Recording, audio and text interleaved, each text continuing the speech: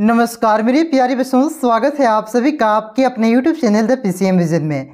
प्यारी बच्चों, जैसा कि आप सभी को मालूम है कि प्रोजेक्ट रेल के तहत कोडरमा डिस्ट्रिक्ट के शिक्षा विभाग की ओर से क्लास 12 के प्रत्येक सब्जेक्ट का 3-3 सेट मॉडल पेपर जारी किया गया है। एक्चुअल में ये 5-5 सेट मॉडल पेपर जारी किया जाना था, लेकिन किसी कारणवश आपका 3-3 सेट ही मॉडल पेपर जारी किया गया है। तो ये जो मॉडल प्रश्न पत्र है आपका सिर्फ कोडरमा डिस्ट्रिक्ट के लिए ही नहीं, पूरे झारखंड के बच्चों के लिए काफ़ी ज़्यादा इंपॉर्टेंट है, क्योंकि पूरे झारखंड के बच्चों के लिए सिलेबस आपका सेम है, एग्जाम पैटर्न आपका सेम है और पूरे झारखंड में आपका एक ही दिन होता है, एग्जाम होता है। ठीक है, तो ऐसा मत आप लोग समझिएगा कि ये सिर्फ कोडरमा डिस्ट्रिक्ट के लिए इंपॉर्टेंट है, नहीं, पूरे झारखंड के सभी जिलों के बच्चों के लिए ये मॉडल पेपर काफ़ी ज़्यादा इंपॉर्टेंट है और इनमें जो भी क्वेश्चन दिए गए हैं वो काफ़ी ज़्यादा इंपॉर्टेंट है, इसे आप लोग जरूर कीजिएगा। तो आज के इस वीडियो में हम लोग क्लास 12 हिस्ट्री के जो ऑब्जेक्टिव क्वेश्चन का मॉडल पेपर है उसका सॉल्यूशन यहाँ पे देखने वाले हैं। तो वीडियो पे आप लोग अंत तक बने रहें और चैनल पे पहली बार आए तो चैनल को सब्सक्राइब जरूर कर लीजिएगा, क्योंकि इस चैनल के माध्यम से आप लोगों को क्लास 12 के प्रत्येक सब्जेक्ट के मॉडल पेपर का सॉल्यूशन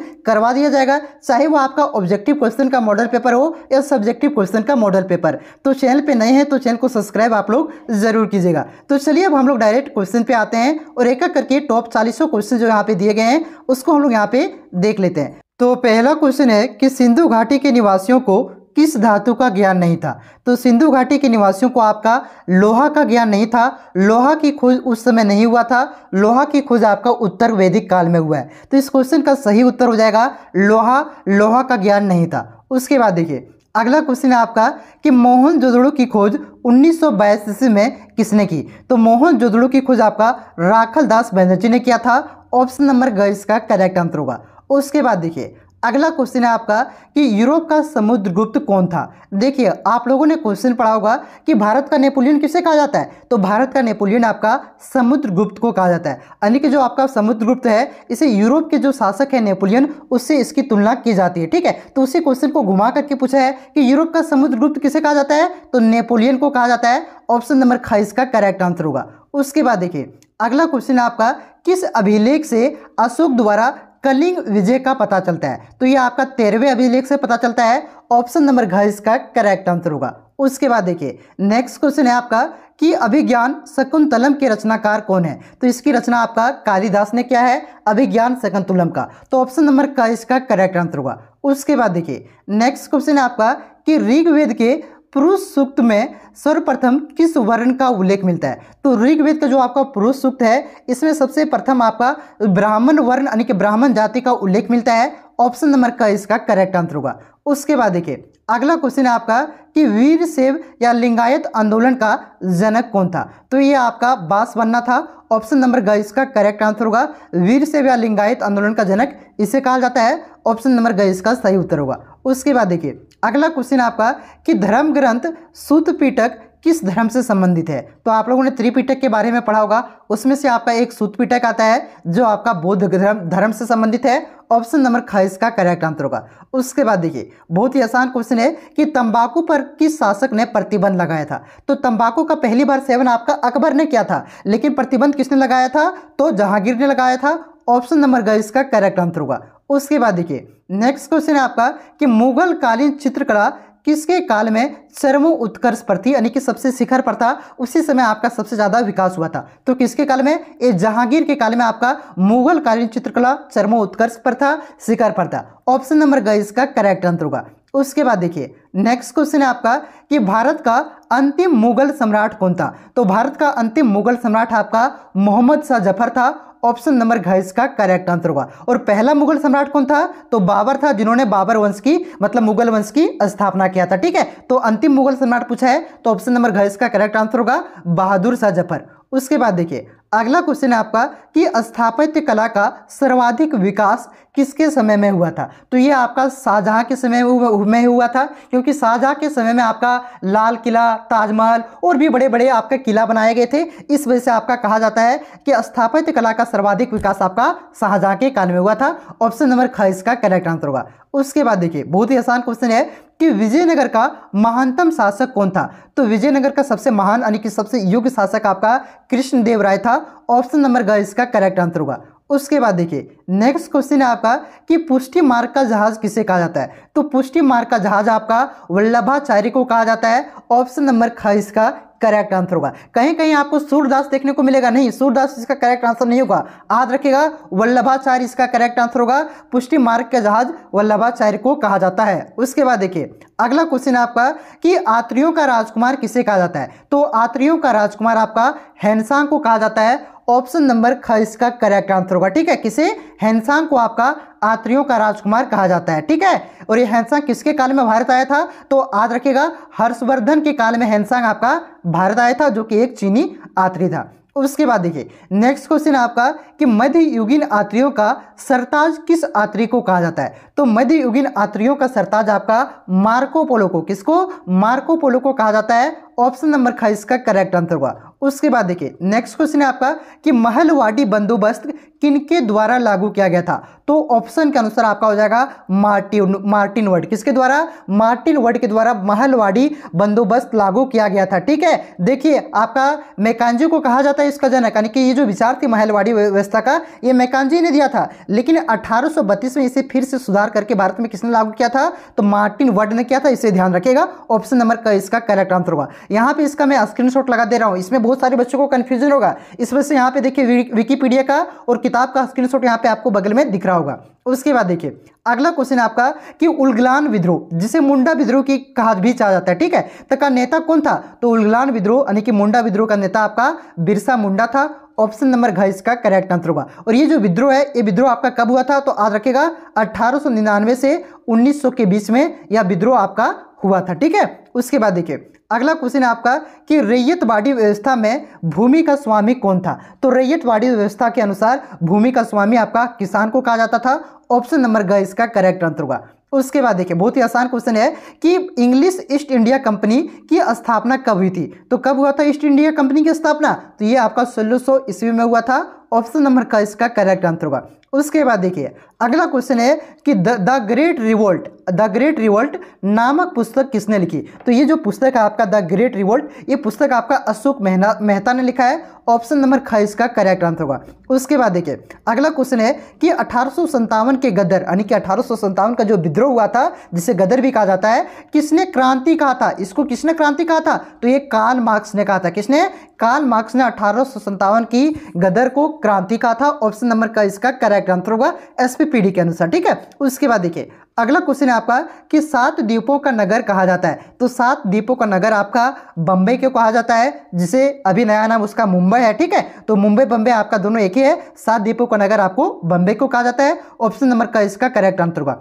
उसके बाद देखिए नेक्स्ट क्वेश्चन है आपका कि अखिल भारतीय स्तर पर पहली जनगणना कब हुई थी? देखिए जब जो पहली जनगणना है आपका कब हुआ था? तो ये आपका 1872 में हुआ था। कब? पहली बार जनगणना 1872 में हुआ था। लेकिन क्वेश्चन में क्या पूछा है? अखिल भारतीय स्तर पर यानी कि पूरे भारतीय स्तर पर यह जनगणना कब हुई थी? तो याद रखिएगा 1881 में, जो कि आपका ऑप्शन में नहीं दिया हुआ है। 1872 आपका ऑप्शन में दिया हुआ है। ठीक है, लेकिन इसका करेक्ट आंसर होगा कि पहली बार अखिल भारतीय स्तर पर जनगणना आपका 1881 में हुआ था। लेकिन कुछ जगहों पर आपका 1872 में पहली बार हुआ था, लेकिन 1881 से आपका 10 की जनगणना पूरे भारत में शुरू हुआ था। 1881 इसका करेक्ट आंसर होगा। उसके बाद देखिए अगला क्वेश्चन है आपका कि वास्को डी गामा किस सन में भारत पहुंचा था? देखिए आप लोग तो जानते होंगे कि भारत का खोज किसने किया था? वास्को डी गामा ने किया था। एक्चुअली ने भारत का खोज नहीं किया था, उसके पहले भी भारत एग्जिस्ट करता था। वो सिर्फ यूरोप से भारत पहुंचने का एक रास्ता, समुद्री मार्ग का खोज किया था वास्को डी गामा ने। और ये भारत कब खोज किया था? तो 1498 में। अरे बुतरू 1498 तो ऑप्शन में यहाँ पे 2 को दिया है,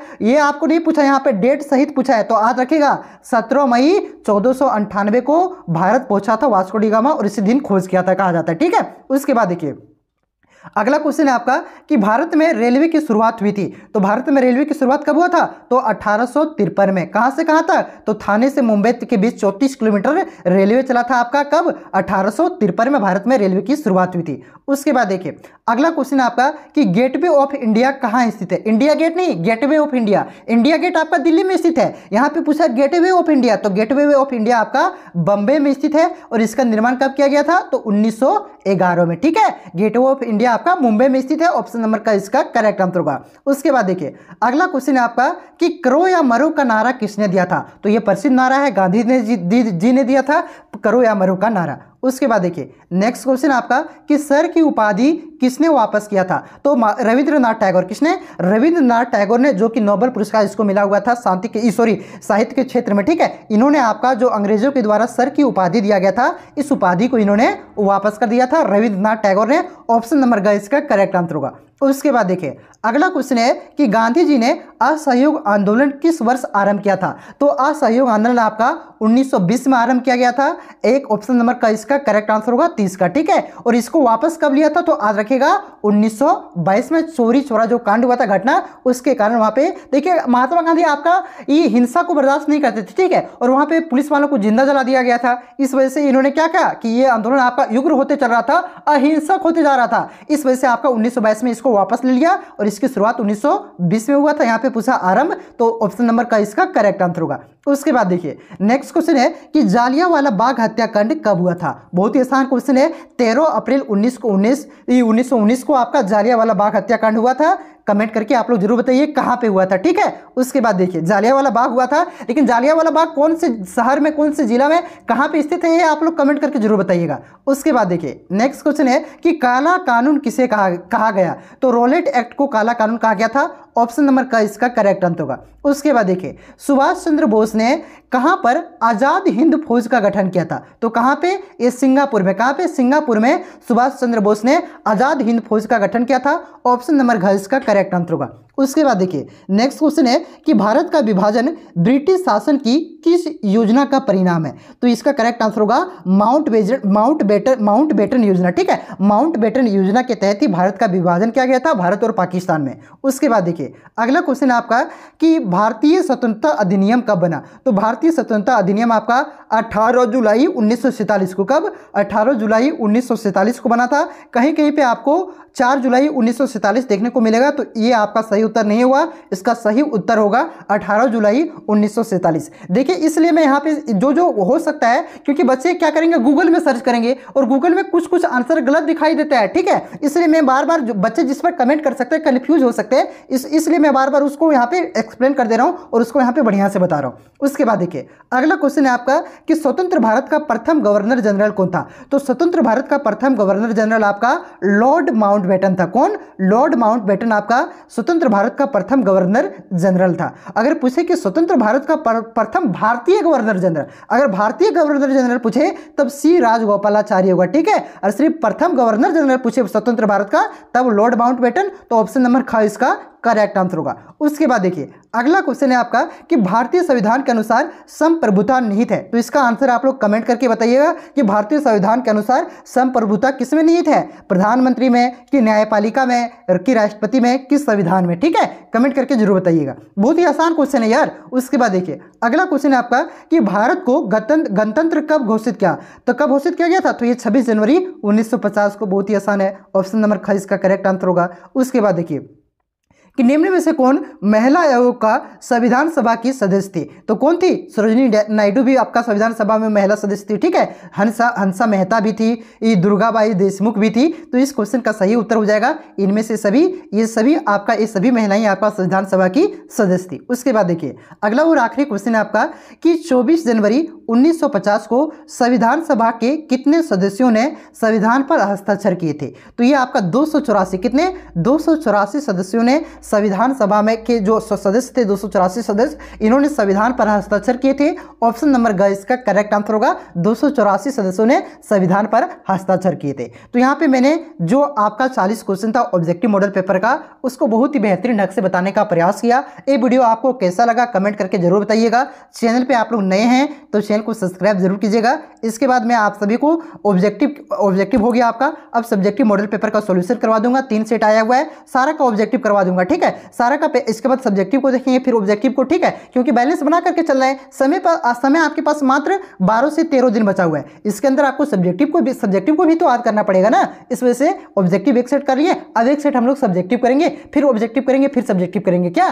ठीक है। तो चैनल पे नहीं है तो आप लोग चैनल को सब्सक्राइब कर लीजिएगा। वीडियो अगर आपको अच्छा लगा तो वीडियो को लाइक करके दोस्तों में ज्यादा से ज्यादा शेयर कर देना है, ताकि सभी को इसके बारे में पता चल जाए। मिलते हैं नेक्स्ट वीडियो में। आगे आपको कौन सा सब्जेक्ट का चाहिए कमेंट करके जरूर बताइएगा। तब तक के लिए जय हिंद, जय भारत, जोहार झारखंड।